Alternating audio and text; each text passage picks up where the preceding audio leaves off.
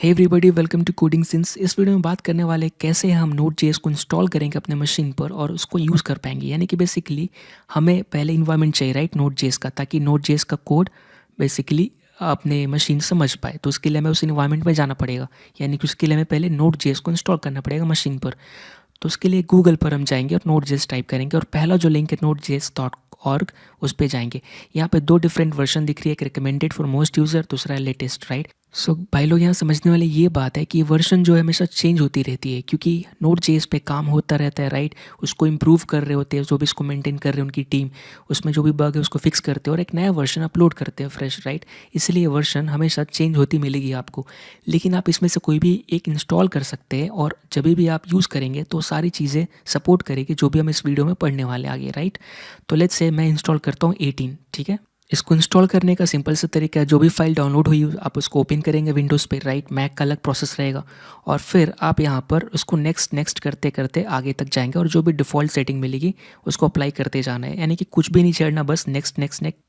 यहाँ पे आपको एक चेक बॉक्स दिखाई देगा जिसमें कि पूछेगा कि इसको नेसेसरी टूल जो भी यूज़ होने वाले से चॉकलेटी या फिर जो भी है उसको इंस्टॉल करना है क्या। आप इस पर अगर टिक करेंगे तो उसके साथ इंस्टॉल कर देगा, थोड़ा सा टाइम लगेगा, लेकिन हाँ उसके साथ ये टूल्स जो भी इंपॉर्टेंट इंस्टॉल हो जाता है, राइट। अब मैंने ये चीज़ इंस्टॉल कर रखा है, यानी कि नोड जेएस ऑलरेडी मेरे सिस्टम में इंस्टॉल है, इसलिए मैं इसको कैंसिल करता हूँ। और नोड जेएस एक बार जब आप इंस्टॉल करेंगे तो आपको क्या करना, आप उसका वर्जन चेक कर सकते हैं। अब मेरे केस में जो वर्जन यूज़ हो रहा है, जैसे मैं अगर यहाँ पे चेक करूँगा तो आपको चेक करना है, यहाँ पे टाइप करना है node-v, राइट। जब आप ये चेक करेंगे तो मेरा जो वर्जन है वो 16 है, राइट। लेकिन आप इन दोनों में से कोई भी इंस्टॉल करेंगे और रियली और सारा चीज़ सपोर्ट करेगा।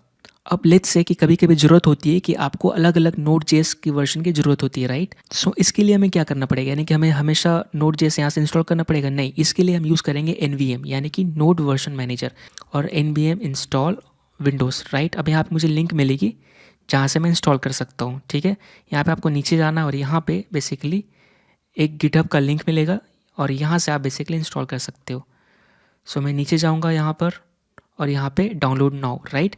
सो ये लिंक मैं अटैच कर दूंगा जिससे कि आप इंस्टॉल कर सकते हो। और यहाँ पे मुझे इंस्टॉलेशन का पाथ मिलना चाहिए, ये डाउनलोड कर nvm-setup.exe डाउनलोड हो गया। अब मैं इसको इंस्टॉल करूँगा। मैंने फाइल ओपन किया, यहाँ पे सब चीज़ डिफ़ॉल्ट करना है, right. So next next next next. Windows में यही अच्छी बात है। और यहाँ पे पूछ भी रहा है नोड वर्जन ऑलरेडी, जैसा मैंने बताया 16.18 इंस्टॉल्ड है। सो ये पूछ रहा है do you want NVM to control this version. हाँ, मैं चाहता हूँ कि ये NVM इसको कंट्रोल करे, राइट। इसके बाद इंस्टॉल हो गई, ठीक है। अब मैं क्या करूँगा, वापस इसको बंद करूँगा, राइट, कमांड लाइन को, और मैं फिर से CMD को ओपन करूँगा, ठीक है। अब आपको क्या करना है, मेरे साथ यहाँ पे NVM टाइप करनी है। सब जैसे आप NVM टाइप करोगे यहाँ पे बहुत सारा कमांड दिखेगा, यानी कि इसमें काम कर रहा है, राइट। अब मैं क्या करूँगा, क्लियर NVM लिस्ट, ठीक है। इससे जो नोड जेएस अभी इंस्टॉल है करेंटली वो यहाँ पे दिखेगी, ठीक है। अब लेट्स से मुझे इंस्टॉल करना है लेटेस्ट वाला, यानी कि यहाँ पे जो 18.13.0, तो मैं यहाँ पे क्या लिखूँगा, NVM, ठीक है, इंस्टॉल, ठीक है, और यहाँ पे 18.13.0, राइट, या ओ जो आप बोलते हैं। सो बेसिकली जैसे मैं इतना लिख के हिट करूँगा, इंस्टॉल करना चालू कर देगा। यहाँ पे ध्यान देने वाली बात ये है कि नोड का जो यहाँ वर्जन है एग्जैक्टली आपको करेक्ट लिखना है, राइट, एग्जैक्ट वर्जन लिखना है। और यहाँ पे देख सकते हैं इसने डाउनलोड किया, एक्सट्रैक्ट किया और यहाँ पे इंस्टॉलेशन कंप्लीट। अब मैं यहाँ पे देखूंगा NVM लिस्ट करके तो मुझे दो वर्जन दिखेगी, 16 और 18। अब मैं यहाँ पे अगर मुझे स्विच करना है तो मैं NVM यूज़ करूँगा, राइट, और आपको वर्जन का नाम देना है जो वहाँ पर लिखा है, और मैं 0 करूँगा और आप देखेंगे कि एग्जैक्टली ये यूज़ होना चालू हो जाएगा, ठीक है। अब मैं अगर NVM लिस्ट करूँगा तो आप ये देखिए यहाँ पे दिखेगा स्टार मार्क लगा 18 पे, यानी कि मेरा जो NVM वर्जन है, नोड वर्जन है, वो 18 हो चुका है। तो मैं node-v करूँगा तो आप ये देखिए यहाँ पे 18 दिख रही है, राइट। सो मैंने क्या किया, मैंने NVM इंस्टॉल किया और ये लिंक मैं अटैच कर दूँगा, आप सीधा आप यूज़ कर सकोगे, राइट। और यहाँ पे आपको सीधा NVM इंस्टॉल करना है और फिर आप ये जो प्रोसेस मैंने दिखाया आप उसको रिपीट कर सकते हो, ठीक है। तो ये हो गया हमारा नोड वर्जन मैनेजर NVM का, जब आपको डिफरेंट नोड यूज़ करना हो एक ही मशीन पर, राइट।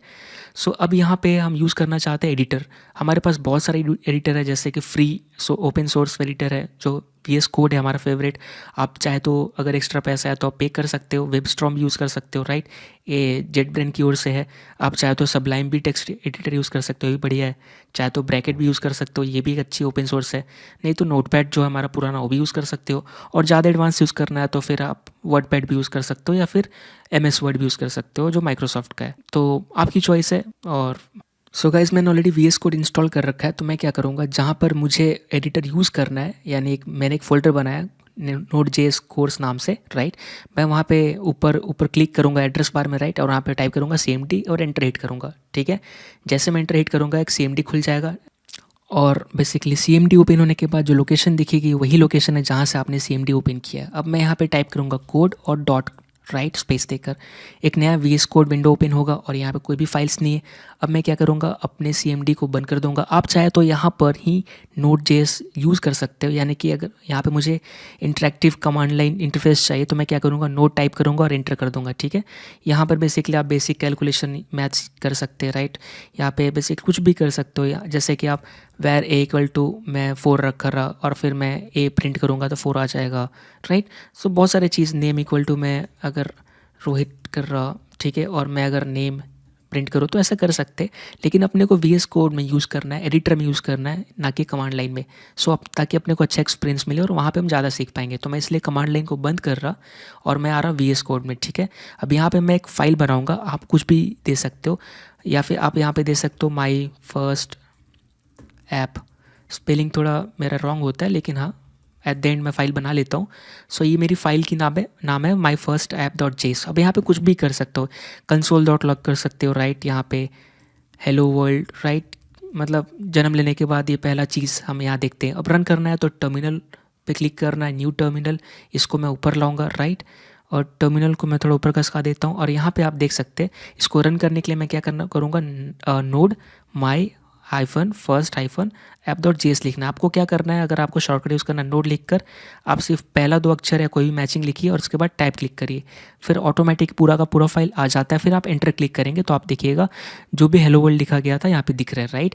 सो अल्टरनेट वे आप ये भी यूज़ कर सकते हो, चाहे तो आप बेसिकली एक फंक्शन पे असाइन कर दो। यहाँ पे मैं वेर लिख रहा, ठीक है, आप कोई भी यूज़ कर सकते हो, वेर लॉग या माई सी, या फिर वेर सी इक्वल टू आप लिख सकते हो कंसोल डॉट लॉग, राइट, जो भी अल्टरनेट यूज़ करना चाहो। फिर आप सी में कॉल करो हेलो वर्ल्ड, राइट, आप ऐसे भी यूज़ कर सकते हो, मल्टीपल तरीके, राइट, ये हम जानते हैं। तो मैंने क्या किया, उस function console dot log basically अपना फंक्शन है, मैंने सी पे असाइन किया और मैं फिर इस सी को कॉल कर रहा। अब यही काम यहाँ पे भी सेम होगा, राइट। चाहे तो अल्टरनेट वे आप अलग भी यूज़ कर सकते हो, वेर सी इक्वल टू मैं क्या करूँगा, बेसिकली मैं यहाँ पे एक्सट्रैक्ट कर लूँगा, ठीक है। सो मैं यहाँ पे क्या कर रहा, इक्वल टू मैं लिख रहा कंसोल, ठीक है। अब कंसोल एक ऑब्जेक्ट है, इसमें से मैं लॉग एक्सट्रैक्ट कर रहा, ठीक है। और मैं अब क्या कर रहा, यहाँ पर उस लॉग को यूज़ करूँगा कॉल करने के लिए हेलो वर्ल्ड, ठीक है। ऐसे भी मैं यूज़ कर सकता हूँ, और यहाँ भी VS Node.js कोई प्रॉब्लम क्रिएट नहीं करेगा। आप देख सकते हो हेलो वर्ल्ड प्रिंट हो रहा, राइट, हेल लिख दिया क्या मैंने, सॉरी, ठीक है, इसलिए हेल यहाँ पे आया था। तो अब मल्टीपल वेज से यूज़ करने का, यानी कि कहने का मतलब कि out of the browser JavaScript run कर रहा है, राइट। हम यहाँ पे कोई जावास्क्रिप्ट यूज़ नहीं कर रहे, राइट, हम कमांड लाइन यूज़ कर रहे हैं इसको बेसिकली कंपाइल करने के लिए अपने जो भी है अपना कोड, राइट। तो आप देख सकते हो V8 इंजन की हेल्प से हम कैसे जावास्क्रिप्ट Node.js में यूज़ कर पा रहे हैं, यानी कि थैंक्स टू Node.js। एक और छोटा सा एग्जांपल ले लेते हैं, जैसे कि अगर हमें Node.js में, राइट, इस इन्वायरमेंट में अगर कोई मुझे मॉड्यूल यूज़ करना है, आप चाहे तो पैकेज बोल सकते हो। एग्जांपल के लिए लेते हैं फाइल सिस्टम। अगर मुझे फाइल सिस्टम या फाइल हैंडलिंग करनी है तो मैं कैसे करूँगा, जैसा कि मैंने बात किया था, राइट। तो यहाँ पे Node.js क्या बोलता है कि ठीक है, तुम्हें Node.js में फाइल हैंडलिंग करनी है, राइट, यानी फाइल सिस्टम के साथ इंटरेक्ट करना है। तो मैं तुम्हें एक फंक्शन दे रहा हूँ जिसका नाम है रिक्वायर, राइट। अब रिक्वायर में क्या है, बेसिकली रिक्वायर के अंदर आपको पास करना है मॉड्यूल का नाम जिसको आपको इंपोर्ट करना है, राइट। जैसे जावास्क्रिप्ट में हम कैसे कर देते हैं, इंपोर्ट समथिंग फ्रॉम समथिंग, याद होगा सिंटेक्स, राइट। लेकिन यहाँ पे Node.js का इन्वायरमेंट है तो आपको यहाँ पे रिक्वायर यूज़ करना है, ठीक है। तो थोड़ी थोड़ी चीज़ें चेंज होती है, जैसे कि आप यहाँ पे विंडो ऑब्जेक्ट यूज़ नहीं कर सकते, राइट, क्योंकि हम ब्राउज़र नहीं यूज़ कर रहे हैं। यहाँ पे हम यूज़ करते हैं ग्लोबल, और जो भी कॉमन चीज़ है यहाँ पे ग्लोबल दिस में मिल जाती है, राइट। तो यहाँ पर जो भी है रिक्वायर हमने FS पास कर दिया, जो कि मॉड्यूल का नाम है फाइल सिस्टम, और मैं इसको रखूँगा एक वेरिएबल पे, राइट, यानी असाइन कर रहा है इसको एक वेरिएबल पे FS नाम का।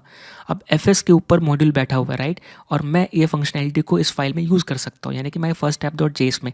तो मैं इसके ऊपर एक मेथड कॉल करूँगा FS के ऊपर, जिसको बोलते हैं write file sync, right, already suggestion में आ रहा है।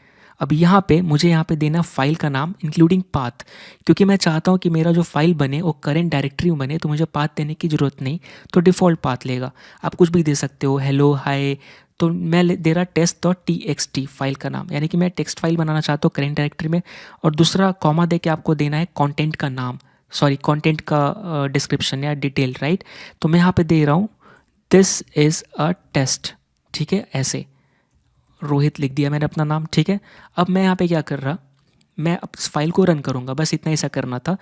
अब यहाँ पे जैसे ही नोड के साथ मैं माई फर्स्ट फाइल को run, my first app dot जेस को रन करूँगा, तो आप देखिएगा कि यहाँ पे टेस्ट डॉट जेस बन गया, और मैंने जो यहाँ पे कंटेंट लिखा था सेकेंड पैरामीटर में, राइट वैल्यू, वो यहाँ पे आ चुका है।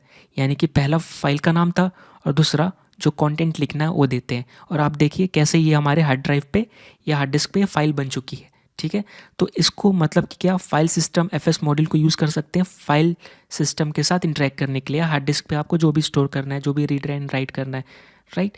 तो ये बेसिक चीज़ था, आगे हम और भी डिटेल में इसके बारे में पढ़ेंगे, लेकिन हाँ थोड़ा बहुत तो दिखाना था, राइट, कि हाँ मतलब आता है। तो ये चीज़ थी। आई होप आपको ये समझ में आया होगा वीडियो, और साथ ही साथ आपको ये भी समझ में आया होगा कि कैसे हम नोड जेएस में जावास्क्रिप्ट यूज़ कर रहे हैं। यानी कि हम जावास्क्रिप्ट यहाँ पे जो यूज़ कर रहे हैं वो आउट ऑफ ब्राउज़र कर रहे हैं, राइट। अब हम ब्राउज़र में जावास्क्रिप्ट नहीं लिख रहे, राइट, हम लिख रहे हैं एक अलग इन्वायरमेंट में जो कि नोड जेएस है, और उसको हम रन कर रहे हैं यूजिंग नोड और फाइल का नाम। इसके बारे में हम और भी पढ़ेंगे, तब तक के लिए थैंक यू सो मच।